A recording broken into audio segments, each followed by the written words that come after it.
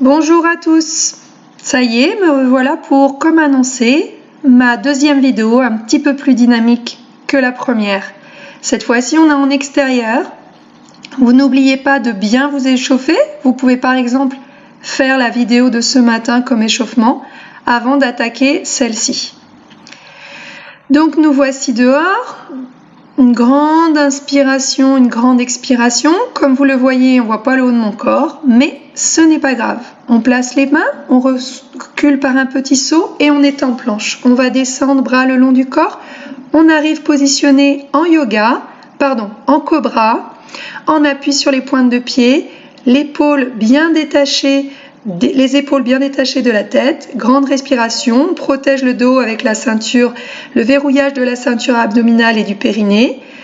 Un chien tête en bas où on allonge bien, on ouvre bien bras-tronc en repoussant les pots de confiture sous les mains.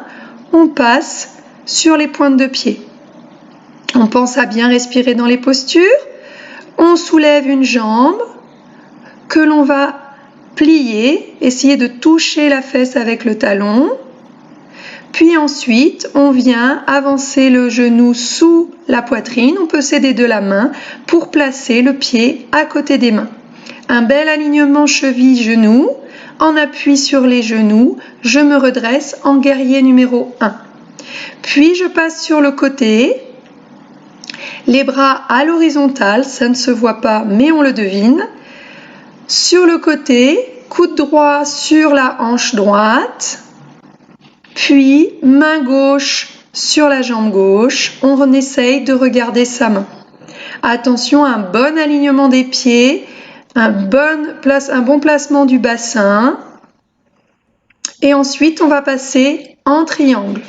Moi, je place la main au sol, mais vous pouvez tout à fait, comme je vais vous le montrer, mettre la main sur le tibia ou sur la cheville. Voilà, comme ça. Ensuite, vous allez placer vos deux mains et venir ramener vos fesses sur votre talon. Je ne reste pas longtemps dans cette position, mais vous pouvez, si vous êtes à l'aise au niveau de vos articulations des genoux. Chacun à son degré de souplesse. On va venir se placer, alors moi j'appelle ça l'aile de pigeon, mais vous voyez comment vous voulez l'appeler. J'ai tendance à être un petit peu trop sur le côté, mais l'important, c'est d'être bien sur ces deux appuis et d'avoir la jambe arrière tendue et le plus possible face au sol. Genoux, pointe de pied face au sol. Inspiration, comme dans la pince, on vient s'allonger sur l'avant.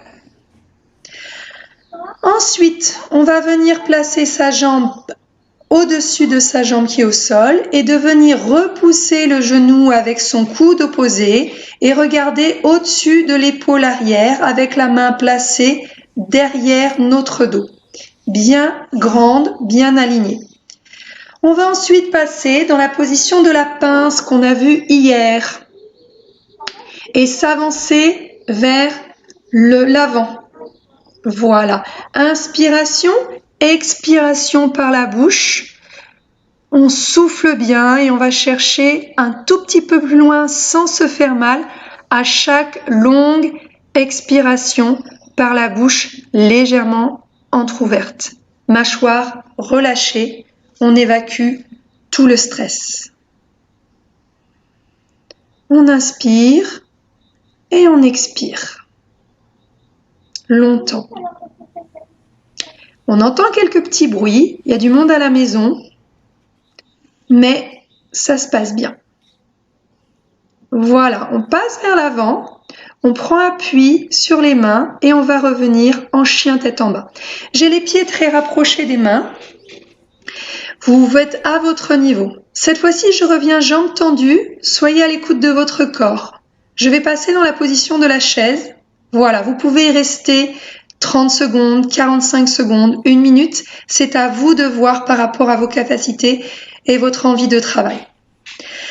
Ensuite, on va passer dans la position de la montagne, que j'ai très vite passé parce que j'ai pas beaucoup de temps en ligne, et on passe dans la position de l'arbre qu'on a déjà travaillé. Donc d'abord, les orteils en contact avec le sol, puis le pied sur le mollet. On se rappelle qu'on ne doit pas positionner son pied sur son articulation, c'est-à-dire sur son genou. Donc, chacun la position qui lui convient. Sur l'autre jambe, je mettrai le pied sur la cuisse. Là, je cherche à faire ce que je faisais quand j'étais jeune, un Y, mais on n'est pas dans l'esthétique. On est dans le tenu une position. Donc, chacun va essayer de trouver la position qui lui convient. Voilà.